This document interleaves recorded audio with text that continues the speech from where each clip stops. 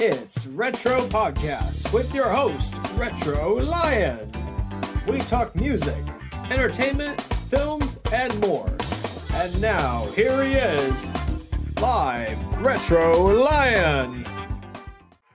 Hey everyone, welcome back to Retro Podcast. I am the host Ben Cena and also the Retro Lion. And today we have Ahmed Zakzouk here with us today. And he is going to be sharing with us his career and his passions.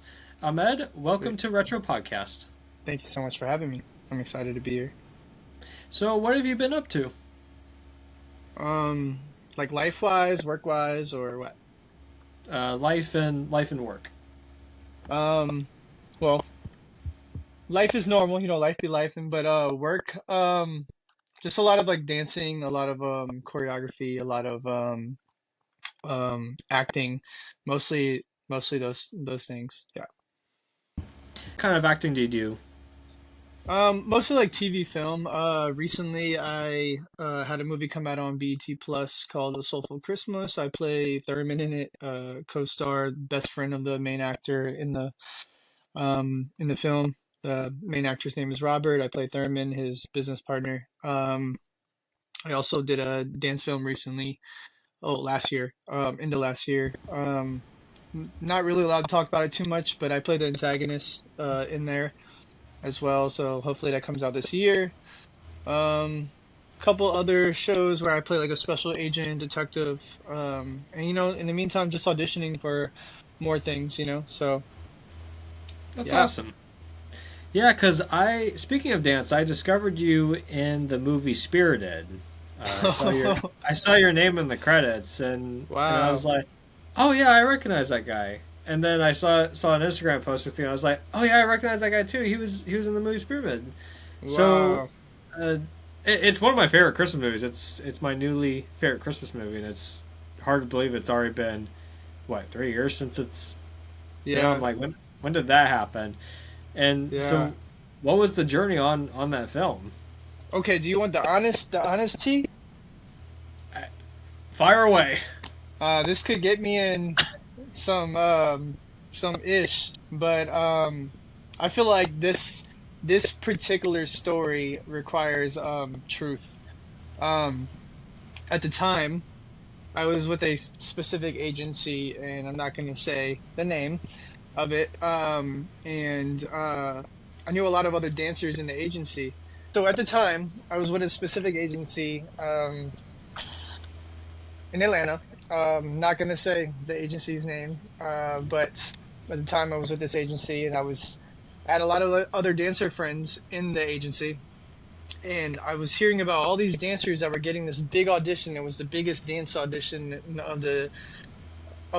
for a while, and I didn't get it. I wasn't sure why. I just never received an email for it, so I reached out to my agent at the time. And I was like, hey, I've been hearing about this audition. I would really love the opportunity to audition for it. Like, would you mind sending me the link as well? And he's like, oh, I don't know who's telling you about these auditions, but if I find out they're not going to work with my agency anymore, they're not supposed to be sharing this information, and I don't think you're right for the job, so I'm not sending it to you. And I was like, wow, that was kind of crazy to hear. And, I booked a lot of work with this agent prior to this, so it's a bit unfortunate. A lot of the dancers had the audition information for about roughly a week to 2 weeks. I didn't have anything, and at the time I was just watching all my friends like audition for it, and I was like, dang, like I would really like, this is a huge opportunity. I would love to do this. And then at the time I had asked one of the dancers, hey, like, do you mind, like, like this was the night before it was due. I was like, hey, I know this is a big ask, but do you think you could share the link with me? I won't say you did. And they're like, oh no, I don't want to get in trouble. I was like, you're not getting in trouble because I'm not going to say you did. So I end up, this person ends up giving me the audition link, and I was like, holy crap, it's a lot of material. They sent me the audition link. I realize it's so much material, and I only have it the night before, and everyone else has an advantage over me. And keep in mind, everyone in the U.S. was auditioning for it. It was such a big thing for dancers. And I decided, like, you know what? I'm gonna stay up tonight. I'm gonna give it a shot. Whatever happens, happens. Leave it to God. Leave it to the universe. See what happens. So I went ahead and did that. Then I get a call back, and in that space with that, I felt a little bad because my friends at the time didn't get a call back, and I was like confused why I got one. I'm laughing now because it's like it's crazy, but I got a call back. I did the call back, and I believe I might have done one more. I'm not sure. I can't really remember. I might have done one more after that, and it was all through Zoom. This was during COVID, so all like the music and everything was delayed on the Zoom, like the steps and the music. It was like I was like, oh my God, I'm gonna fail this. I ended up booking the job. They called me and it was like, hey, congratulations, we'd love to have you on Spirited for the film. It was called Chili at the time. We would love to have you for Chili, which we do eat chili in the movie, which we were eating real chili in the movie actually. That sounds fun. It was really good. It was pretty good. It was perfect because it was cold. It was cold. It was hot chili, so it was perfect. But they were like, yeah, but do you have an agent? And I was like, I do, but I'm not going through my agent for this because my agent didn't send me this. And they were like, well, we need an agency. We need an agency. So I was like, okay, I do have an agent. Here's his contact. Here's their contact. And he ends up calling me. Wow, I'm saying too much. Ends up calling me, and I actually had him on speaker at the time because I was with everybody. Like when I found out I booked it, and everyone was just quiet, like waiting for his response. He goes, "Hey man, how's it going?" I was like, I already knew he was calling me. What do you? And he was like, "Just wanted to let you know I got you the job. I got you the job, man. You don't even have to worry about it." And I just thought it was crazy because he didn't get me the job. Anyways, he basically took over like the management side of that, but I was the only person in Atlanta that got the job. Everyone else was from New York and LA. It was really surprising. It was an amazing opportunity. I got to work with Chloe Arnold, Maud, and Martha Nichols, and Ava. Those are the choreographers. They actually hired me onto the choreography team, which I was even more surprised. So I got to like kind of contribute to some of the movement. They obviously did most of it, all of it. We just had like our contributing ideas. It was super fun. I got to work with everyone for a little over 6 months or something like that. And that created a couple more opportunities with them. Great people. I think the team was the choreography team was like amazing people. Super grateful. I got to work with Will, Ryan, pretty closely. So that was pretty interesting because I was like, dang, I got to watch you guys on like TV. Yeah, man, that was a cool like opportunity, and also like I think it really like helped me a little bit further in my career at the time. It sounds fun. I will admit I do love the Victorian style outfits that you guys wore. Those were really cool. I have the jacket in my closet actually. What? You want me to pull it out? Yes, please. Okay, so like wait, okay, it actually I'll show you. Oh, I got balloons here. It was my birthday recently. I'll show you that birthday. Oh, thank you. I'll show you that recently. But pull it at Christmas morning feeling. So production gave me this. That is awesome. A fun fact after, not so fun fact after Spirited. So while I was in Boston filming it, I had moved all of everything that I owned at the time into a storage unit in Atlanta while I was gone in Boston. And then when I got back, everything that I owned, like everything, got robbed from the storage unit. So production from Spirited actually donated me some clothes, and one of the things they donated was the jacket I wore in the movie, nice. Which is pretty cool. Yeah, they were really awesome. Storage unit got robbed. I'm sorry to hear about that. Yeah, and actually, I have a really cool gift. So, backstory on Spirited, since you mentioned it. Sorry, am I talking too much? Oh, you're good. You're good. This is perfect. All right.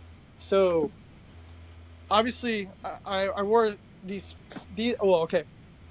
When I was doing do a little good, do a little more. Yeah.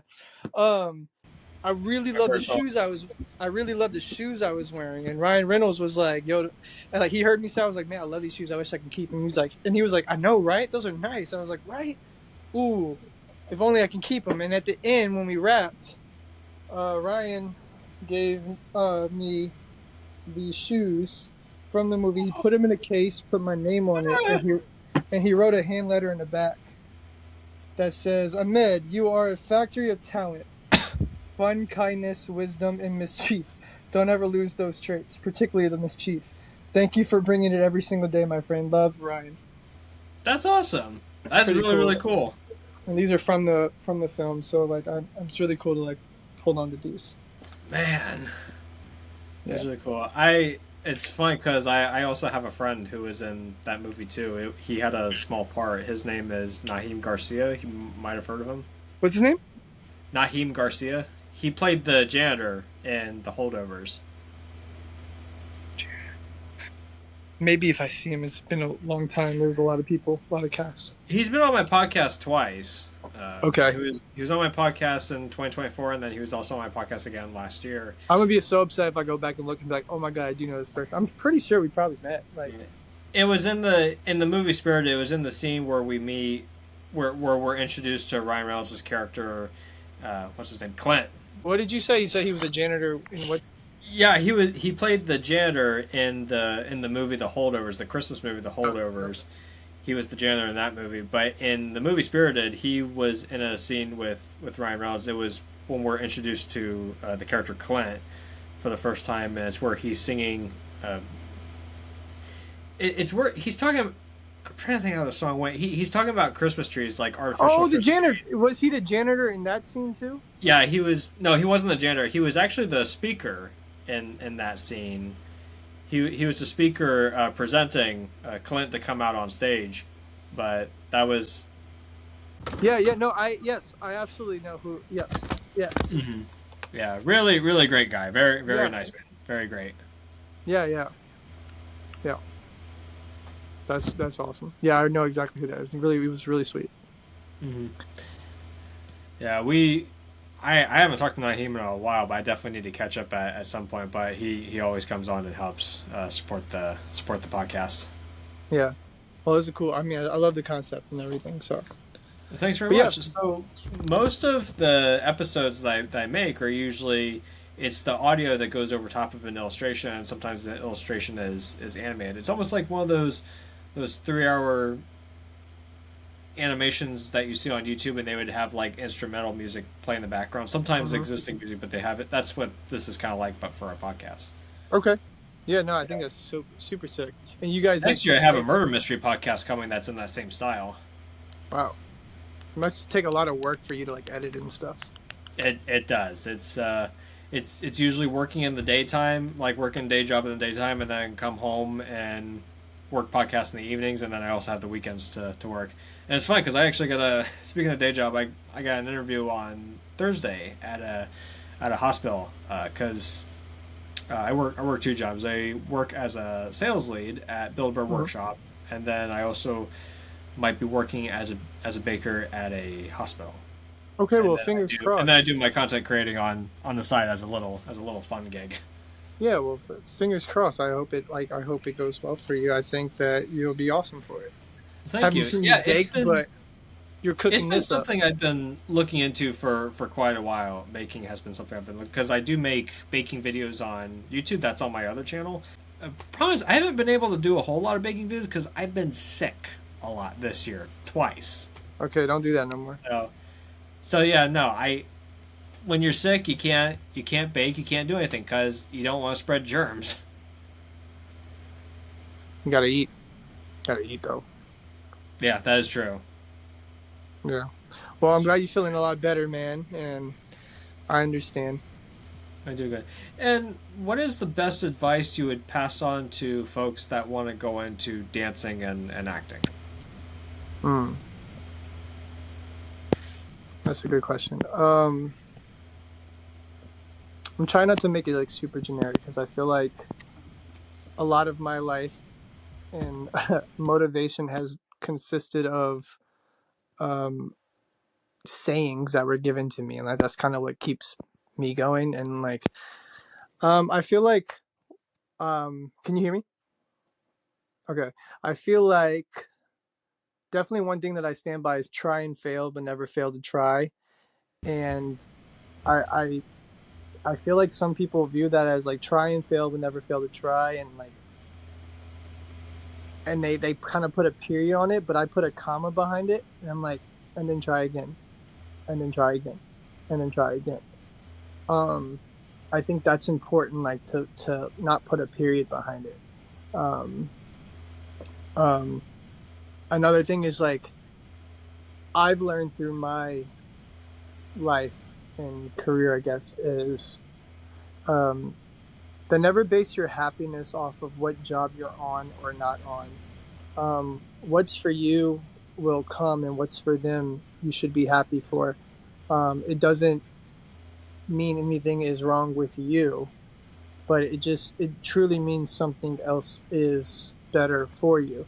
Um, and a lot of people in this industry are consistently just hyper focused on uh, getting the gig or working, that they're forgetting their why, like why they even started or do it in the first place, and that's to have fun, and it's because it makes them happy. Um, and I think that it gets lost in the work aspect of it and the business aspect of it. So my advice would just be like learn how to differentiate it, but make one way more than the other. Like work, allow the payment to be a prize that you don't expect, and not like your main motive. And it's good to, yes, make a living off of what you love or enjoy or are passionate about, but I think that if you solely focus on that, you'll lose your love and joy and passion for it, because it is just going to become work. Um, so it was something I had to learn for myself, by myself, because without me even realizing it, I was also doing that. So I had to give myself that advice, and it burns you out. It burns you out, to forget your why. Um, yeah. And obviously, like, take the road less traveled by, but learn the business. That's another part of the advice. Like, if someone is pursuing this as a career, unfortunately, there's a business behind it. With that being said, it's learn, do research, study. Like, if you're a dancer and you want to work for a certain artist or a certain production, find out what the production is. Find out who's a part of it, like actually a part of it. Like draw. I used to draw like like a diagram, and I would have the production name, and I would have like the director, producer, creative director, choreographer, and just list everybody. And it's like you find out who does what and how they can assist you, and that's who you. Don't be afraid to reach out, because sometimes like when you're waiting around for opportunity to come to you, it might not, So, and I treat the industry like fishing, like I don't fish, but I treat it like imaginary fishing. Like you throw out all these lines, you might throw out 100, but you only catch 2 fish that day or that week or that month or whatever. But you're gonna catch something eventually. Like 2 plus 2 has to equal something. You know what I mean? So my advice is just do the research, learn a little bit about the business, so you're not just like dancing or acting or doing music or whatever blindsided. Do it with a little bit of a work vision, and how you can turn that into some sort of profit, because you gotta pay bills. And if we didn't have to pay bills, I'd love to do this all for free. And I'm sure a lot of people would. So just combine all those things together, and I think that everything that whomever is listening to this, everything that you're looking for will come to you. Thank you. I love that. And quick question, and I really love the description and similarity you gave about fishing as an example, have you ever thought about writing a children's book using Yeah. that Oh, I would description? love to. I want. Okay. Okay, I'm bringing it back. Because it's I had perfect. actually. It wasn't a children's book. I did write. This is before AI, and they had all those things that kind of, they're tools, but they kill the creative a little bit. I I wrote a book. Um, I wrote a book, um, and I also wrote a script, like a film script, feature. And I was so excited to start pitching it, but it was in that storage unit that got robbed, and I lost all of it. I didn't have it on a all my hard drives and stuff were in there too. So everything that even Sorry to hear things in my about career that. I'll never be able to get back. Yeah, so I kind of gave up on the idea of maybe writing a book or anything, but maybe I think one day if life provides me extra time, I'd love to. I was in that similar situation as well. I actually wrote two books. Wow. One was a horror book, which was my very first one. I wrote that when I was in college. And then my second Wow. one was a dark comedy, and it was a comic novel. And it was a Hmm. Christmas dark comedy. And this was actually right around, I mean, it was a couple years after Violent Night came out, but it had that same similar concept as Violent Night did, but it actually gave off more of the babysitter vibes. Hmm. Uh, Where can uh, we find it? Netflix babysitter. It's available on Lulu, but I could send you the link, Yeah, the sure. link to it. But the Absolutely. book is called Night at North Pole. That was the name of the Christmas book.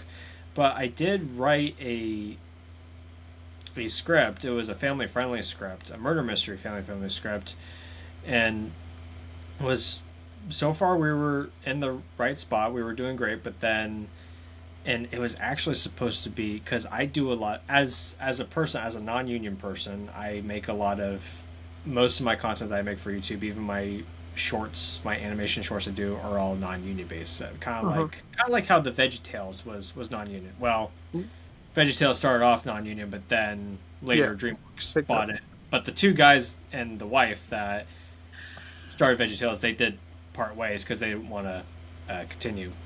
But Mm. but anyhow, like most of my shorts are all non-union projects, and this script that I wrote, I really wanted to be a union film, my first union film, because one of my friends who uh, was going to be in it is the actor who voiced Scooby Doo in the live action Scooby Doo movies. Wow. He's very funny, very sweet. He always brightens my day, helps me feel better. Even if there's a day I'm feeling down, he always brightens my day. Which it's very lucky to have Neil as a friend. But when we were shooting the movie, it was originally going to be live action, and his voice was going to be over a phone. And due to the like certain agreements, like for SAG, I need to apply for, the lowest one that I can afford was the micro budget one. But the problem is you couldn't have animation, so I'm like, oh Really? crap. Yeah, so it has to be all live action because originally it was going to be live action and animation, but I got rejected the first time. But then when I applied for it again, I was like, okay, well, if it has to be all live action, then I could just go back and just re-edit Yeah. to make it live action. But have instead of Neil playing an animated character, it would just be like over a phone, kind of like Kit from Knight Rider. Yeah. So I went ahead and applied for an all live action.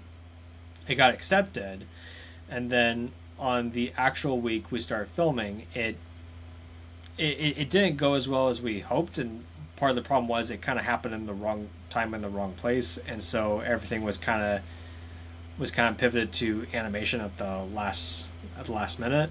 So we only had 5 scenes shot that first day, and then when I emailed one of the representatives at SAG Union, Fact. I asked because I was on the micro budget at the time. It's no longer live action; it's animation. But they were really pushing for a theatrical agreement, and currently that's not in my pay raise because that's really not something I can afford. And originally I said, "All right, I will just wait. I'll put this on hold." But then it was later decided that I was just gonna cancel the film because it was just too expensive to finish, and I just couldn't continue with the stress of dealing with everything on the It project. doesn't have to be union, you know. Yeah, so I ended up canceling the film, and I haven't given up. I decided to write a new script, and the scenes that didn't get filmed, I could rewrite those because those never got shot, and those never got seen or anything. It's just the scenes that were already done. Those can't be seen anymore because now that's abandoned. But I had to rewrite a new story from scratch with a different title. But so far, it's in a good process. It's in good shape at the moment. It's non-union. It's all animation, and I actually play two characters. Sadly, Neil can't come back because he's a union, but he did say to me that he's happy to support, and I will give him an invite to the premiere because the premiere itself, it's more of a community premiere. It's not like Hollywood or anything where they do something. But it's just more of like a small community kind of premiere for like locals and even friends and acquaintances from different states. But so far, it's in a good path, and I actually do feel a whole lot better than I was before. But Have you ever considered, instead of just fully scrapping your project or what I like to call is like your baby, you know, like because I feel like when you put a lot of work into something, it becomes like your part of you. Have you thought about, instead of just fully scrapping it, even though I know you want it to be like a union film, which is a really, good thing to go for, but like, what if you just film pieces of it each year, and then your micro budget gets extended out, like, and then eventually it's done, but it's not scrapped, like, instead of waiting to like, do what everyone does and get it done within a few months or a month or weeks, like, like, hey, like this year we're gonna do, I have the micro budget to do these scenes. Next year maybe I have a little bit more budget, and I can do these scenes, and then like you just kind of like accumulate it, and then I know like with time, thoughts and ideas and stuff change, and but that can be okay, that can be utilized, like instead of just throwing it away, like, and like throwing that hope or that baby away, you could just like birth it slowly. yeah, I mean most of the film has survived. It's only just the 5 scenes that that have him. So the good news is the film is still saved. It's just there's only 5 scenes I have to replace and put new ones in to help make sense. But and I did have other drafts when I was trying to come up with a story. I did have other drafts before, and there was actually one draft I did that was based on a Vegas trip that I took in 2024. And it was one of the best trips I went on. It was actually a business trip, and during that business trip, it inspired me to take notes and write funny scenes. And I think this one scene in particular was because I was an intern for this business trip. I was an intern, part of this entourage, and it was a different podcast. It wasn't my podcast. It was this other guy's podcast. It was also a friend of mine. And we.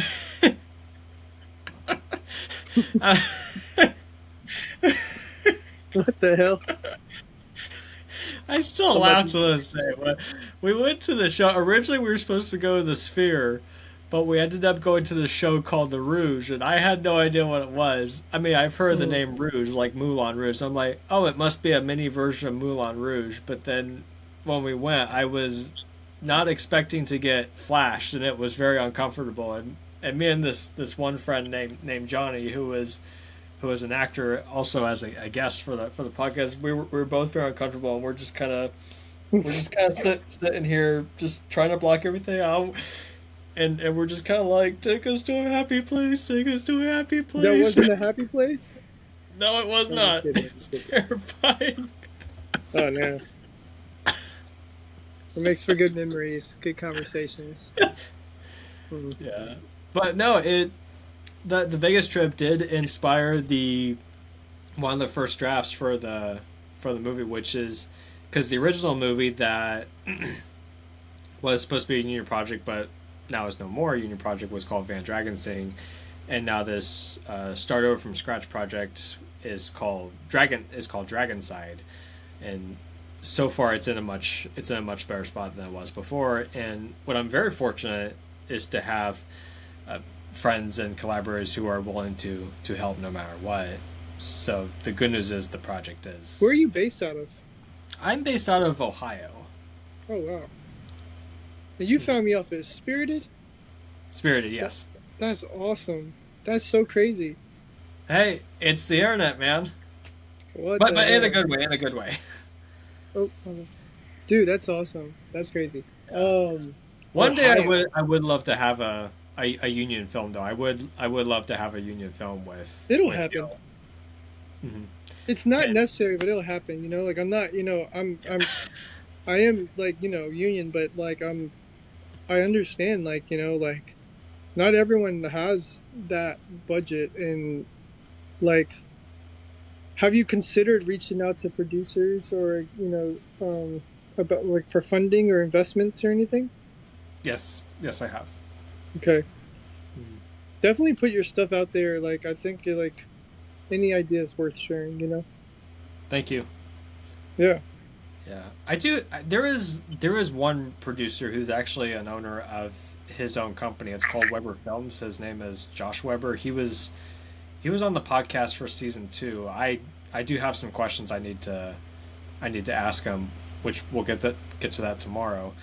I'd love to connect you with some a couple. Well, there's like 2 friends of mine, Scott and Jake, that produce a lot of like more indie stuff. But I mean, they do very well with like finding the budget and making it happen. And they have their own company. And I know one's based out here. Like Jake is based from here, and Scott's now in LA. But I'd love to connect you guys, and like, I mean, they take on projects all the time. They get the funding. I can totally like connect you guys. I think it would be, like if you have a great idea and they believe in it, and you guys, mesh with the ideas. I don't know if they want to contribute or how you guys want to do that, but I think it could be a good avenue to at least try for some funding. That's awesome. I do have one quick question to ask. I will actually cut this out of the interview, but one question I do have to ask is that if you did a union project, but it was only like a one-time union project, like you're not necessarily working on it, you're just like the writer, and the studio takes care of everything for you, and you're just serving as the writer, but you want this to be just like a one-time, because personally, and I hope you understand, man, I feel more comfortable being in my non-union roots, because it just feels like home to me. When I was and I'm not union, I'm not a signatory. I mean, I was during that project, but not anymore now that it's canceled. But it's just, and look, and I have nothing against anybody else. Like for some of my friends and collaborators who are in the union, like I'm happy for them, bless them, I'm proud of them. It just SAG it didn't feel like it's where I belonged, which is why I prefer staying in the non-union route. Now, don't get me wrong, I would love to have one of my scripts be a union project down the road, like as a license agreement. But can you have like a one-time union film? Is that possible? I'm not really sure how that works. I don't know if that's like, because writing is part of production, the production side, I think, and it's SAG is for like, the Screen Actors Guild. It's like actors, dancers, musicians. I don't know if that really covers like writers. Like that might be a whole different union. Maybe, I'm not sure. Like I don't want to give you the wrong information, but I mean, even as a SAG performer, like technically you could do one-offs and not have to like be a must join. Like the only reason I became a must join is because I was doing many over time. I don't do as many anymore, like here and there, but I used to be doing a lot, to the point where I was able to work without being a must join, like work union jobs. But then eventually I became a must join, and then I had to join. So if it's anything similar, I'm only gonna just guess. I don't want to give you the wrong information, but if it's anything similar, maybe you just being a writer, you don't. I'm sure there's got to be some avenues and leverage. Like I don't think everything's like hard on this. Like I think like there's definitely got to, like I wouldn't be able to answer that properly. Maybe my buddy Scott or Jake might know a little bit more, but I'm not really sure. Sounds good. Because I actually did have this one script in mind. Because two movies I've been watching recently were Cat in the Hat from 2003, which one of the funniest movies to exist. And the more I watch it as an adult, the harder I laugh every time because there's so much I pick up on. Like I'm like, how did I not know this as a kid? Because it has so many hidden adult jokes in the movie. And one of my I love other the classic paint. What's his name back there? The Afro dude behind you. Bob Ross. Bob Ross. Yes. Oh, I knew it. That's my Dude, I love that. I used to watch Bob. his stuff so much. I used to go to the library, get his VHS tapes, and try to copy. I learned some painting skills from him. Yeah. I did a lot of Bob Ross paintings during the COVID-19 pandemic. Oh wow, I love that. It's so vintage. But anyways, when you Thank said you. Cat in the Hat, it made me like look over there. And then another favorite comedy, which is definitely not kid appropriate, is Tropic Thunder. And just watch those two movies. It brainstormed an idea saying that what if there was this movie where, let's say it's these kids, these Goonies like kids, or that Stand By Me like kids, and or Super 8, and they want to make this monster film, but they have no money in their budget, of course, to make this film happen. But there's this one kid who's a true believer, and so it's kind of cheesy, but it was all I could think of. But he has this. He's a true believer, so he decides to write a letter. Like literally, this is right during the summer. He decides to write a letter to Santa Claus, and he asks him, "Can you and your other two friends, like Easter Bunny and Tooth Fairy, come to Ohio to play these characters in our film?" And they show up, and they want to help them, but then here's the twist: there's an actual monster on the loose, and it becomes that Tropic Thunder style, where the actors realize they're not in a movie anymore; they're out in the real field, and they gotta survive. Well, it has that similarity where it's the kids and these three childhood It's like guardian Jumanji. characters. Yeah, and it becomes that they gotta survive. They're no longer in their own movie; they're in the real movie. But here's the funny part: the monsters would be cupids. They'd be these dragon style vampire cupids, but they kind of mimic the zombies from Zack Snyder's Netflix movie Army of the Dead. I mean, But I it think would that's be a good idea. but it'd be a comedy, and the idea would be my friend Neil, he would play Santa, but he would be like a pirate Santa, so like if Jack Sparrow was Santa Claus. And then Easter Bunny would be a Cat in the Hat style Easter Bunny, and then Tooth Fairy would basically be a Violent Night style Tooth Fairy. And I mean that's the idea. Is that the But one you want to be a union film? that's the one I would like to be a union film if the right studio came along, because I'm trying to see if I could get Josh Or you could interested. just put it out on like Amazon Prime or something, or like Hulu, and still like like negotiate like a buyout or royalties, and it doesn't have to What necessarily about be. what about writing a script and sending it to a festival? Yeah, I mean that's definitely a thing. Like you should I'm gonna connect you with like my two friends. Like I feel like they're more into that, like writing, producing, directing, and like really putting materials out there. Um, I feel like they could definitely give you some more insight on where to route those ideas. Well, thank you. Thank you. Yeah. That really means a lot. Thank you. Yeah, I'll talk to them. If I'm allowed to ask, do they have agents? Do they have writing agents? I don't know. I don't actually. I usually don't Okay. get that deep into people's like personal like business, but I know that like Scott has like acting agent and stuff. I think, Okay. or maybe in LA. I don't know. I'm not really sure. But I would actually be I very mean, helpful. they're always doing projects, and they always get the funding. So I don't know where they get it or how they get it, but I mean, I've acted. I've not acted. I've worked on the production side of some of their couple of their films, and I mean, they had some budget, you know. That's awesome. Well, Yeah. But I mean, that's the idea of the story. I mean, there's like no official writing yet, but that was just the brainstorming of the idea. And are you but gonna do the animations for it? I'm actually hoping it could be a live action. I mean, Live my action. current film that I'm working on, which is a non-union film, is Dragonside. That's what I'm finishing at the moment. And then once Dragonside is complete and it's out and people can watch it, my next ambitious move is to write write a film, get a studio to unionize it and actually make it live action.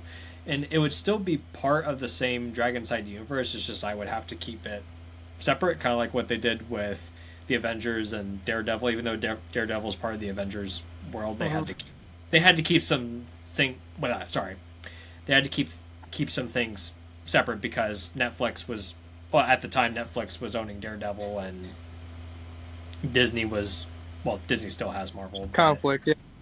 and it's the same with Spider-Man. Even with Spider-Man, they have to keep some things, just even though it's the same universe, they have to keep things Yeah. Yeah.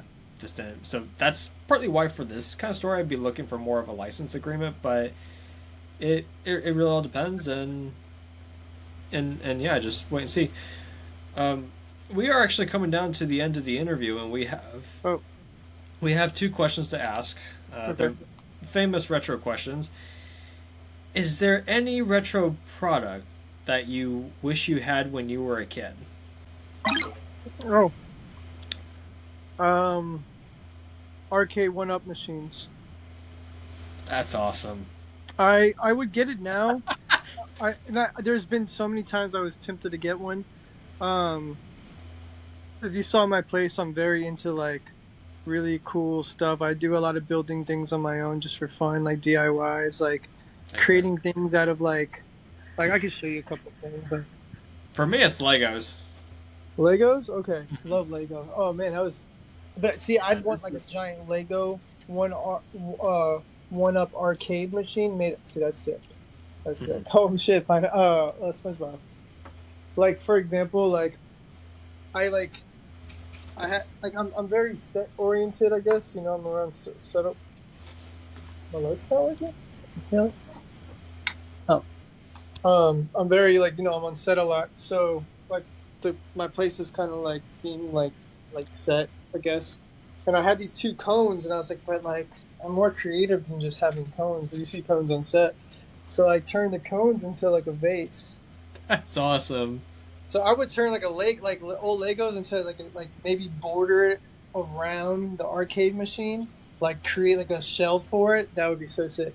And I would do it, but I just don't have no space here, man. Like I thought about like I have a tiger. That's Tony. Like a stuffed tiger, or? You see him? Oh yeah, I see him now. Oh, he's wearing a silver hat. Yeah, he has a sock on, and that's Tony, and that's Teeny. That's the little one. Hey, speaking of stuffed animals, uh, I'm allowed to share. I mean, this one's not signed, but as a Scooby Doo fan, I mean, I've got my Scooby Doo stuffed animal from Get 2000. Neil to sign it, man. This, however, was a personal gift from Neil. He signed this for me. That's awesome. That's all. That's major for him to be on. I love Scooby Doo, man. Grew up on that. Yeah. And hey, and that's the best part. Not only was Scooby Doo my childhood, but I'm also friends with one of the versions of Scooby Doo, the actor who voiced Scooby Doo in the live action version. And That's sometimes they even joke about I haven't met Matthew Lillard yet, but sometimes I do joke with one of my coworkers, saying that because she calls me the real life SpongeBob. And I joke with her saying that Neil and Matthew Lillard are basically my version of Mermaid Man and Barnacle Boy. Okay. That's funny. No, yeah. That's really cool. Like, how'd you guys? I mean, it makes sense. It's SpongeBob. Mermaid Man and Barnacle Boy were SpongeBob's heroes. Well, hey, to me, Neil Fanning and Matthew Lillard are my heroes, and I grew up watching them when I was a kid. That's really cool though. How'd you guys meet? Like, from going from watching the show to being like, oh shit, like I know you. Well, so Neil actually followed me on Instagram, and back when Neil started Instagram for the first time, he actually just randomly followed me on Instagram, and I followed him back, and then I reached out through Instagram messages saying, "Would you like to be a guest on my podcast I'm starting?" And he immediately said yes, and that's how we met. That's cool. That's cool. Is he also in Ohio? No, he's actually in Australia. He's Australian. Whoa. Whoa. So did you guys ever like meet in person?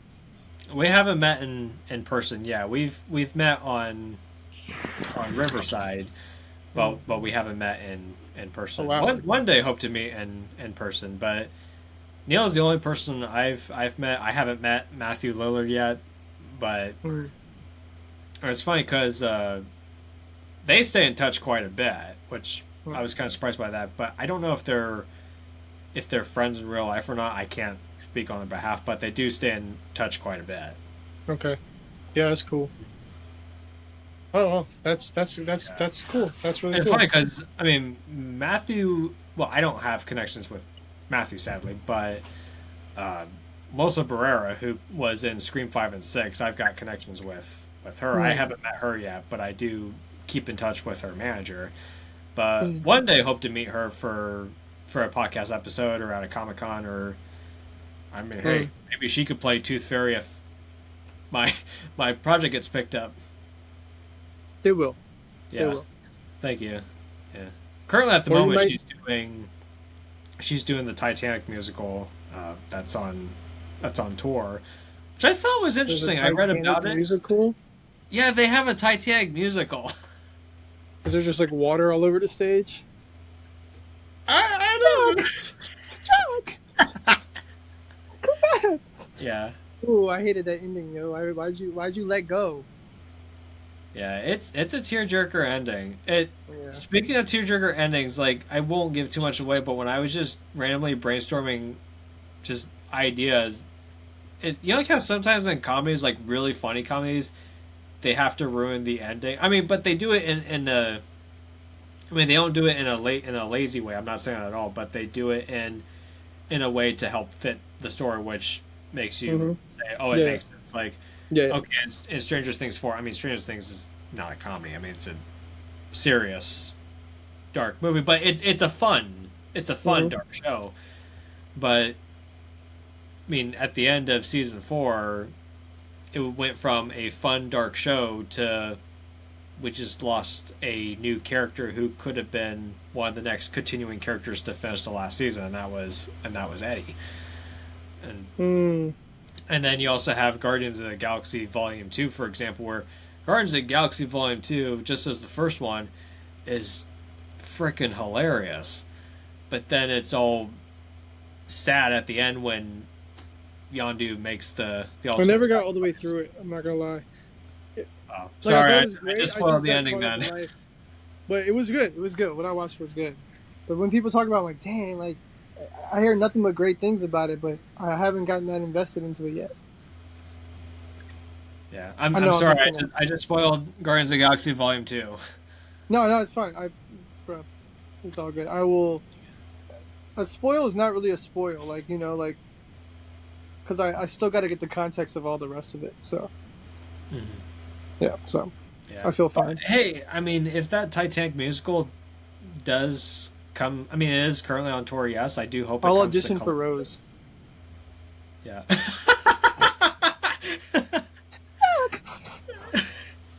Yeah. I did go see Les Mis though in Columbus a couple months ago. That was well done.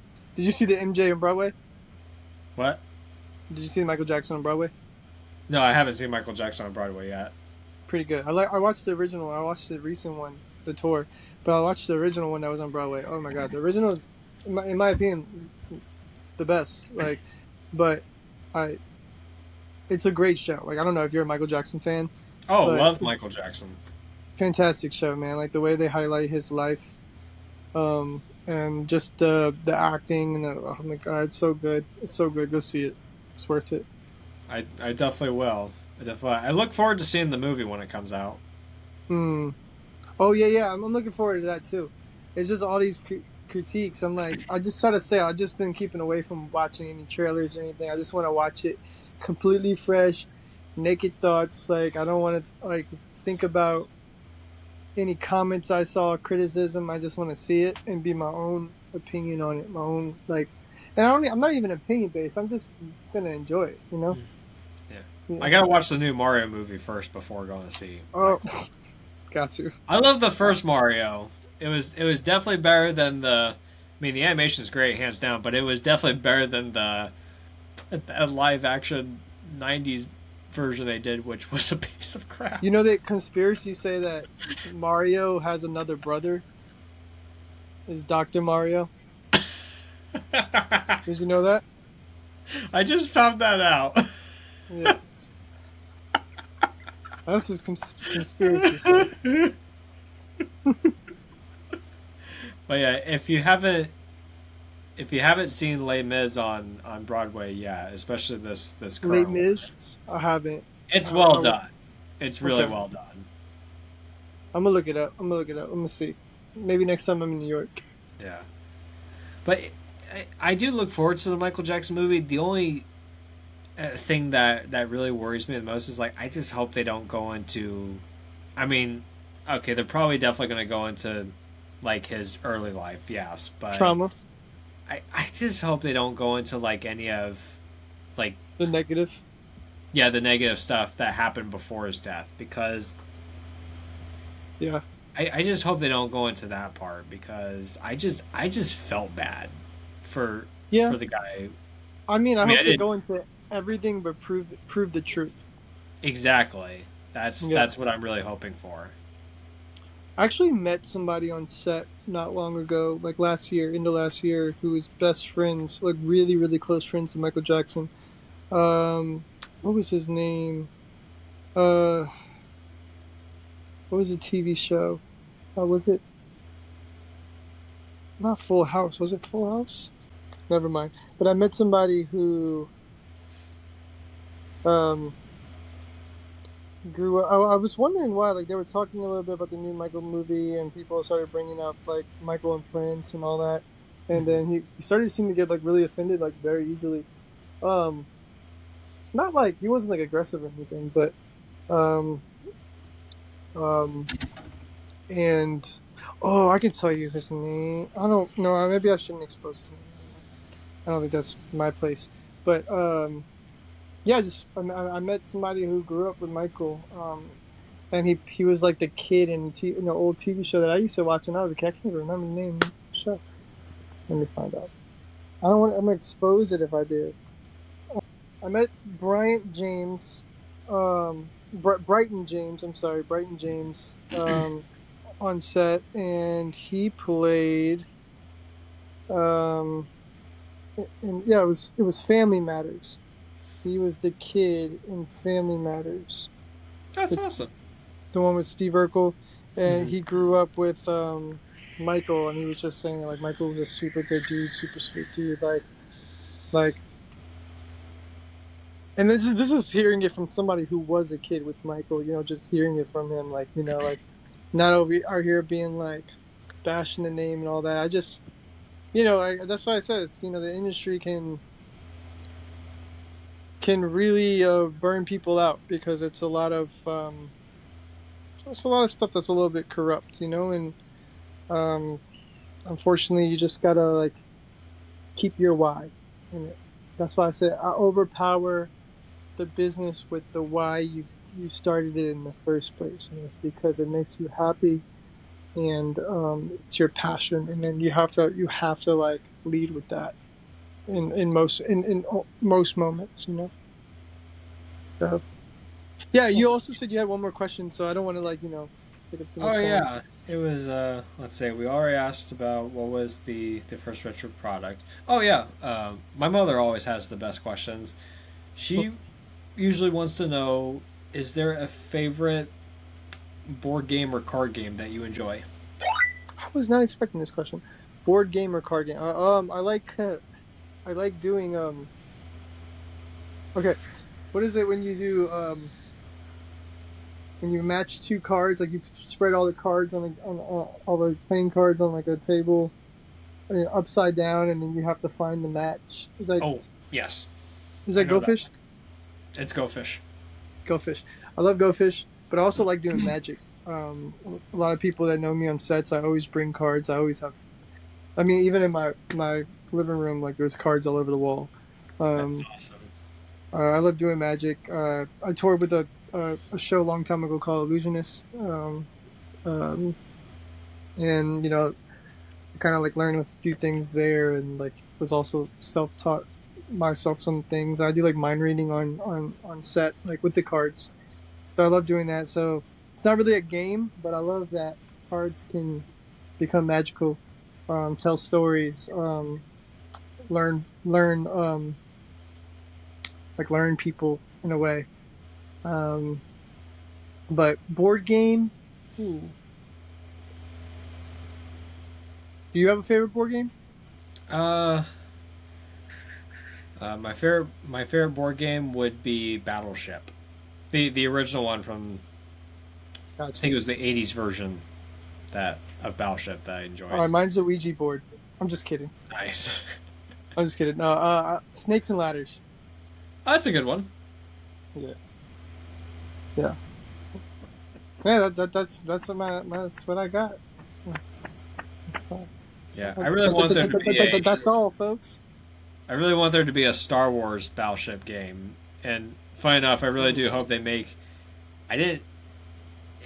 This is fun, yes, but I didn't dig this game for one reason, and that was Operation. I mean, it was cute because it had a nose that would light up, but the worst part is that if you're playing Operation, and you're just like, and then you hit the board and you vibrate, it's like gives you that electric shock. That's the worst part. My hands were way too shaky for that game growing up. Yeah, the worst part about that game is getting an electric shock. But I really hope they make a Darth Vader Operation. Like a Star Wars themed Darth Vader Operation, which would make sense because Darth Vader is half human, half robot. He's Frankenstein. Oh, like a similar, like you have to like dissect them. Mm-hmm. Yeah, you have to dissect them. Yeah, that'd be interesting. Yeah, that'd be interesting. Well, Ahmed, thank you for your time and for this evening on the Retro Podcast, and I also want to thank you for your stories and your positivity, and it really means a lot. And I wish you the best with your career. You as well. Thank you so much, and I hope everything works out with the contracts that you're going for, and feel free to reach out anytime. Thank you very much. It really means a lot. Well, nice meeting you, buddy. Nice to meet you as well. Have a good night. You as well. Thanks for listening. Be sure to like and subscribe to our YouTube channel. Follow us on Spotify and follow us on Instagram. See you next week.